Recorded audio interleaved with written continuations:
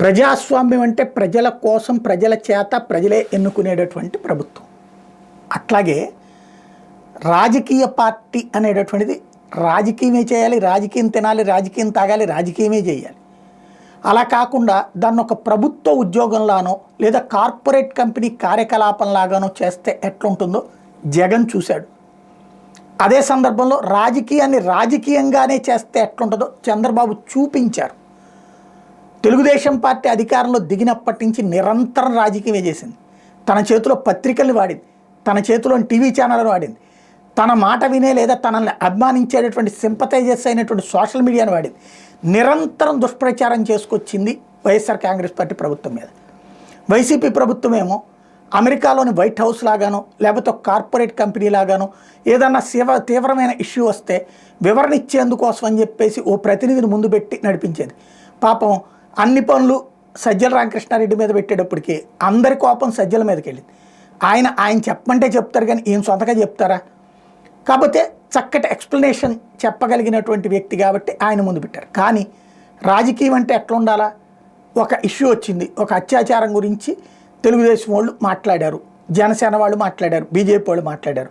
గతంలో అట్లాంటి సంఘటనలు ఏం జరిగినాయి ఇలాంటిదంతా ఒక డేటా తీసుకుని వైఎస్ఆర్ కాంగ్రెస్ పార్టీ వాళ్ళకి సంబంధించి దాంట్లో ఇప్పుడు ఏం చేస్తున్నారు, ఎలాంటి చర్యలు తీసుకున్నారు, ఇలాంటి అన్నిటి డీటెయిల్స్ తీసుకుని హోంమంత్రి దగ్గర నుంచి కింద స్థాయి నాయకుల దాకా ఒక 5 లేయర్లో మాట్లాడాలి. తెలుగుదేశం అట్లా మాట్లాడుద్ది. ఇప్పటికి కూడా వైఎస్ఆర్ కాంగ్రెస్ పార్టీ ఒక విమర్శ చేయగానే 5 లేయర్లలో స్టేట్మెంట్లు ఇచ్చి ముగిస్తుంది. అక్కడ వైఎస్ఆర్ కాంగ్రెస్ పార్టీ అట్లా అదేదో ఒక అఫీషియల్ స్పోక్స్ పర్సన్ స్టేట్మెంట్ లాగా పెట్టేసి వదిలేసింది. దాంతో దుష్ప్రచారం 95%, వివరణ 5% అయ్యింది. అందుకని సీట్లు కూడా 11కి పరిమితమైనటువంటి పరిస్థితి. జగన్ ఓడిపోయిన తర్వాతన కార్యకర్తలతో మాట్లాడాలా, నాయకులతో లోకల్ నాయకులతో మాట్లాడాలా, కొన్ని సమీక్షలు పెట్టారు, అది పెద్దవాళ్లతోనే పెట్టారు. గ్రౌండ్కి వెళ్తున్నాను, గ్రామ ప్రాంతం దాకా వెళ్తాను, ప్రతి పార్లమెంట్ నియోజకవర్గ పరిధిలో వాళ్ళతో కూర్చుంటాను, నేరుగా కార్యకర్తలతో మాట్లాడతాను, ఫీడ్బ్యాక్ తీసుకుంటానన్నారు. చెప్పి 2 నెలలు అయిపోయింది. ఫైనల్గా ఆచరణలో ఏమైంది? జనవరిలో జరగాలి, డేట్ కన్ఫర్మ్ కావాలి, ఫిబ్రవరిలో జరగాలి, నెల పూర్తి అయిపోయింది, మార్చిలో జరగాలి, ముగిసిపోతుంది, ఏప్రిల్, మే, జూన్ ఎప్పుడు మాట్లాడతారో తెలియదు. ముందు ఓటమికి కారణాలేంటో గ్రౌండ్ లెవెల్లో విశ్లేషించుకోకుండా మళ్ళీ ఎవరో కన్సల్టెంట్లు చెప్పేదో లేదా చుట్టూ ఉన్నటువంటి వాళ్ళు చెప్పేదో పట్టుకుని సాగదీసుకుంటూ కూర్చుంటే ఇక పార్టీ ఎప్పుడు నడుస్తుంది, ఎలా నడుస్తుంది?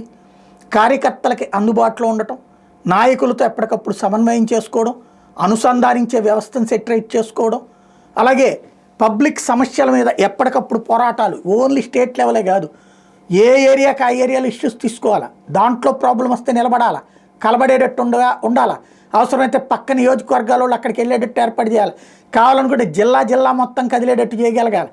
అలాంటి ఒక రాజకీయం చేయాలి, రాజకీయాన్ని రాజకీయమే చేయాలి. ఆ అనుభవం లేనోళ్ళు కాదు, వైఎస్ఆర్ కాంగ్రెస్ పార్టీలో ఉన్నోళ్ళు వీరముదురులు ఉన్నారు, కాంగ్రెస్ పార్టీ నుంచి వచ్చినటువంటి వాళ్ళు బోల్డ్ అంతమంది ఉన్నారు, వైసీపీలోనే ఎదిగినటువంటి వాళ్ళు ఉన్నారు. వాళ్ళందరికీ అది తెలుసు. వాళ్ళకి ఆ స్వేచ్ఛ ఇవ్వాలా, సేమ్ టైం గ్రౌండ్ లెవెల్లో ఎప్పటికప్పుడు ఫీడ్బ్యాక్ తీసుకోవాలి. అదంతా చేస్తారని ఆశించిన కార్యకర్తకి ఆశాభంగమే మిగులుతోంది.